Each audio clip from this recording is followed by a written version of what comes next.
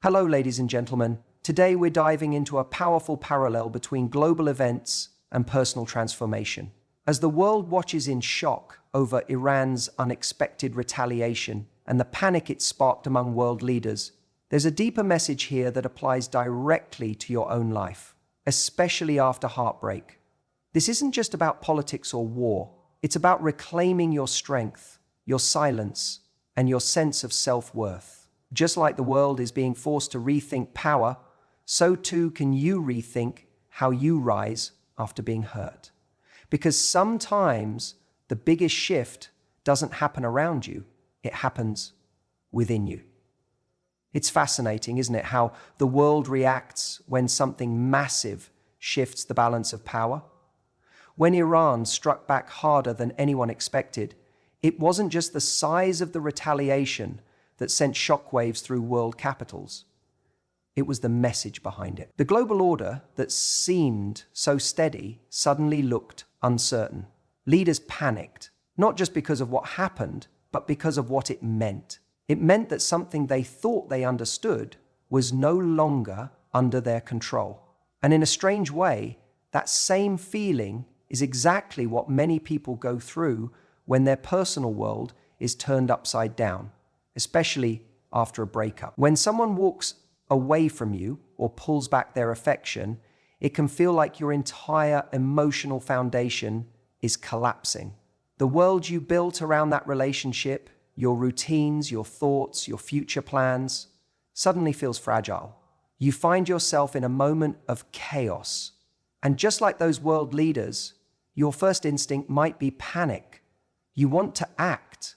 You want to reach out. You want to try to fix something. Because when things shift and feel uncertain, we instinctively try to stabilize them. But here's what I want you to understand. You're not meant to stabilize something that was never meant to support you. This disruption in your life, as painful and disorienting as it may be, is also an invitation. Just like nations take these moments to reconsider their alliances, redefine their strategies, and rediscover their power, you now have the chance to redefine who you are, not in relation to someone else, but on your own terms. You're not broken because someone left. You're being reassembled into something stronger, something smarter, something more grounded. The problem is, most people don't see the opportunity. Because they're too focused on what they've lost. They keep trying to rebuild the same emotional alliance with someone who's already exited the negotiation table. They keep reaching back, hoping to restore a version of the past instead of stepping forward into something new. This moment, your version of global unrest, is your reset. You get to choose what matters now. You get to choose who you are without their validation, without their presence, without their attention. And believe me, that's the most powerful position you'll ever be in. Because when you stop scrambling for peace in someone else's chaos, you start creating your own calm. You start leading yourself. So don't panic. Don't chase what's crumbling. Stand still. Observe the shift. And when the dust settles, let the new version of you emerge, stronger, wiser, and completely in command of your own story. When Iran responded, it wasn't just loud, it was deliberate, calculated. And the impact wasn't just from what they did, but how they did it. That kind of power doesn't come from reckless emotion. It comes from knowing exactly what message you want to send and making sure it lands with weight. Now, think about that for a second. Not in terms of nations, but in your own life. Because when someone walks away from you, mistreats you, or thinks they can play with your emotions, your biggest move isn't some dramatic reaction. It's not begging. It's not yelling. It's not proving anything. It's self-respect. That's your real power. We often believe retaliation means returning hurt for hurt. That if they ghosted us, we should block them. If they disrespected us, we should lash out. But what if I told you that the most powerful form of retaliation isn't about doing anything to them, it's about doing everything for you? See, when someone leaves your life expecting you to crumble, the real shock comes when you don't. When they expect you to reach out and you don't. When they imagine you'll spiral, but instead you rise. Your silence, your calm, your decision to carry yourself with grace, that becomes louder than any outburst you could have had. Retaliation isn't rage, it's clarity. It's no longer trying to convince someone of your worth. It's no longer putting yourself in spaces where you're only tolerated, not valued. It's waking up and saying, I choose me, not as a performance, but as a lifestyle. When Iran struck back, it forced people to reconsider everything they thought about their strength. And when you stop chasing people who take you for granted, when you stop negotiating your value for scraps of attention, you force them to reconsider you too. Because here's the truth. Most people are not used to someone walking away with dignity. They're used to drama. They're used to ego battles. But when you choose peace, confidence, and boundaries, you change the narrative. You don't need to fight fire with fire. You just need to remember who you are. And when you do, they'll feel it. Not because you said anything, but because your silence will say it all. It says, I know what I bring to the table. It says, if you couldn't see my worth, that's not my loss. It says, I'm not in the business of convincing anyone to love me. That's when the shift happens. That's when you stop being reactive and start becoming intentional. And from that place of strength, you stop needing revenge because you already won. In the world of geopolitics, retaliation is rarely loud right away. It's calculated, it's planned, behind closed doors. And often, it's the silence before the strike that speaks the loudest. When Iran didn't respond immediately, world leaders got nervous. Not because nothing was happening, but because they knew something was. The quiet moments before a response are often more powerful than the response itself. And in your personal life, especially after heartbreak, that same principle applies. Your silence, your pause, your ability to not react emotionally, that is your power play. After someone leaves or disappoints you, your first instinct might be to fill the silence, to text, to call, to ask for closure, to try to fix something that's already broken. But what if I told you that your greatest power doesn't lie in what you say? When you resist the urge to react, you shift from emotional chaos to strategic clarity. You stop giving away your energy and start reclaiming it. This isn't about playing games or pretending you don't care. It's about knowing that not every reaction deserves your attention. That silence isn't weakness, it's strength in disguise. Because silence gives you space. Space to breathe, space to observe, space to understand what really happened without the distortion of drama and desperation. And most importantly, silence gives you time to choose a response that aligns with your worth, not your wound. When someone breaks your heart, there's a part of you that wants them to know how much they hurt you. But here's the truth. The most unsettling thing to someone who expected chaos is your peace. When they're waiting for the text that never comes, the confrontation that never arrives, the meltdown that never happens, they're forced to sit with their own actions. And that discomfort, that's more powerful than any message you could have sent. You're not being passive by staying quiet. You're being deliberate. You're giving yourself time to heal, to grow, and to reposition yourself. Not as someone begging for love, but but as someone becoming impossible to forget. Because while words can be dismissed, energy cannot. People can ignore your messages, they can explain away your emotions, but they can't shake the feeling of your absence when you pull your power back. So take your time, be still, focus on yourself, get busy building, creating, evolving. You don't have to prove anything to anyone. The best version of you is forming in the silence. More aware, more confident, more grounded, more unselfish, even more unselfish, more unconfident, and when the time comes, when you walk into a room, or they scroll past your name, or hear about your progress, they'll feel it. Not because you announced it, but because your growth made noise without saying a word. Sometimes, the strongest move is made in complete silence. Every country has its defense systems, radars, shields, intelligence networks, not because they expect constant attacks, but because they understand that protecting what matters starts with knowing their worth. And just like those nations, you need your own emotional defense system.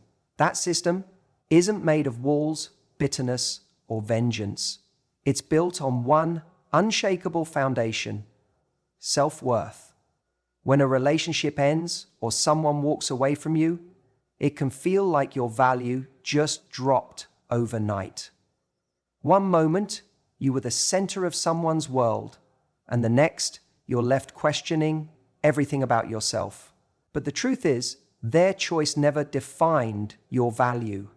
It only revealed what they were capable of appreciating or not appreciating. And it's in that moment, the moment you're tempted to internalize their rejection, that you have to anchor yourself back into your own worth. Your self-worth is what reminds you that being left doesn't make you less. It reminds you that silence from someone else isn't proof that you're invisible. And it gives you the courage to walk away from crumbs because you know you deserve a full feast. Without that sense of value, you'll find yourself lowering your standards just to keep someone's attention. You'll stay in places that drain you, hoping they'll finally recognize the beauty they keep overlooking. But when you truly know your worth, everything changes.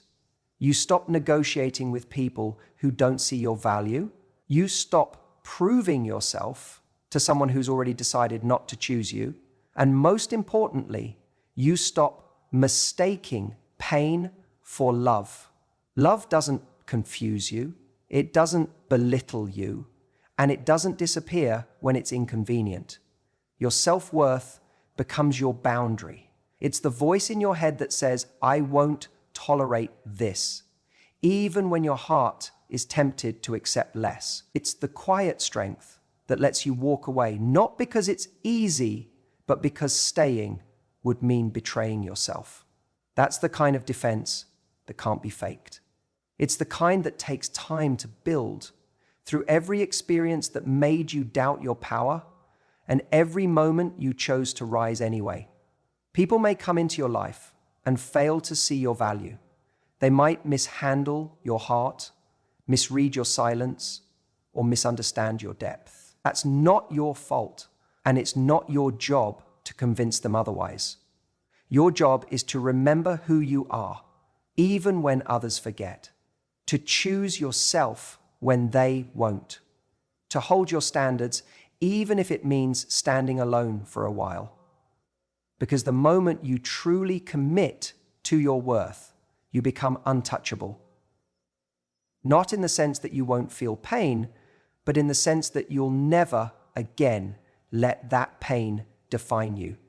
When Iran's retaliation came and the scale of it became clear, world leaders didn't just react to what happened, they reacted to what it disrupted. The entire structure of assumed dominance, stability, and predictability was shaken. And in that shakeup, panic set in. Not because they didn't have power, but because they realized they no longer had the control they thought they had. And believe it or not, that same dynamic plays out on a personal level, especially after a breakup, when you refuse to respond the way someone expects, when you stop chasing, stop begging, stop trying to make sense of nonsense. It unsettles them.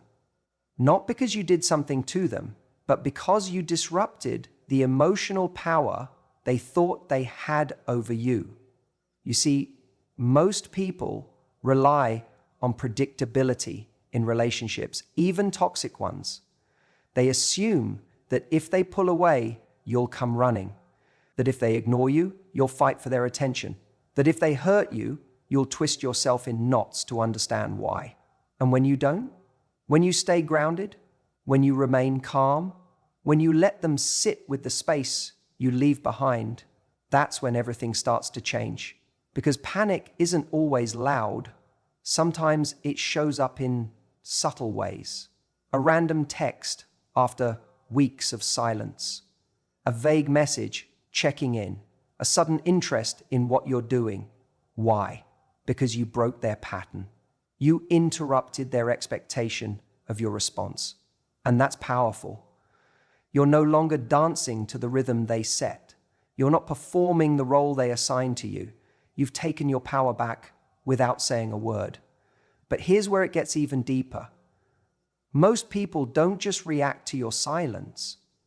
They react to your evolution. When you stop responding from your wound and start responding from your worth, you become unpredictable. Not chaotic, but clear. And clarity is intimidating to those who benefited from your confusion. When they see that you're no longer available for emotional games, they panic. Not because you're being cruel, but because they realize they don't hold the same place in your life anymore. This is why emotional self-control is so important. When you learn not to let other people's actions dictate your reactions, you step into a different level of strength. You realize you don't have to attend every argument you're invited to. You don't have to explain your silence. You don't have to justify your peace. You just have to keep showing up for yourself. Let them wonder. Let them panic. Let them try to decode the silence they never expected. Because the moment you stopped responding the way they predicted, you became a different kind of power in their world and the most unforgettable version of yourself in your own. After everything that unfolded, after the retaliation, the shock, the global panic, what matters most isn't the damage done. What matters is what gets rebuilt. Because retaliation isn't the end of the story. It's the beginning of something new. And that's exactly what healing is. After the heartbreak, after the silence, after you've pulled yourself out of the chaos, the real power move isn't just walking away. It's what you do with yourself afterward. That's the part most people overlook. They focus on getting over someone, but they forget to focus on who they become in the process. There comes a moment when you look around and realize everything that felt familiar is gone. The relationship, the connection, the conversations, you can't go back to them. And in that moment, you have a choice. You can keep staring at the wreckage, or you can start laying new bricks. Not to rebuild what you had, but to build something far greater within you. That's where the real glow up begins.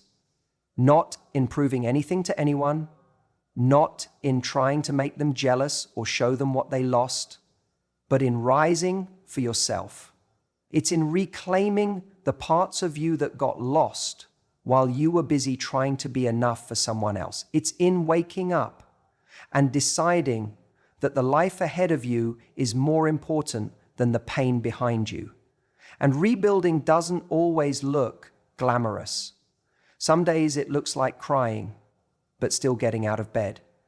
Some days it looks like unfollowing someone because your peace matters more than your curiosity. Some days it's showing up to the gym or writing in a journal or saying no to people who drain you. These aren't dramatic changes, but they are revolutionary because they say, I matter, my future matters, and I'm not going to let this be where I stay. You don't heal by pretending it didn't hurt.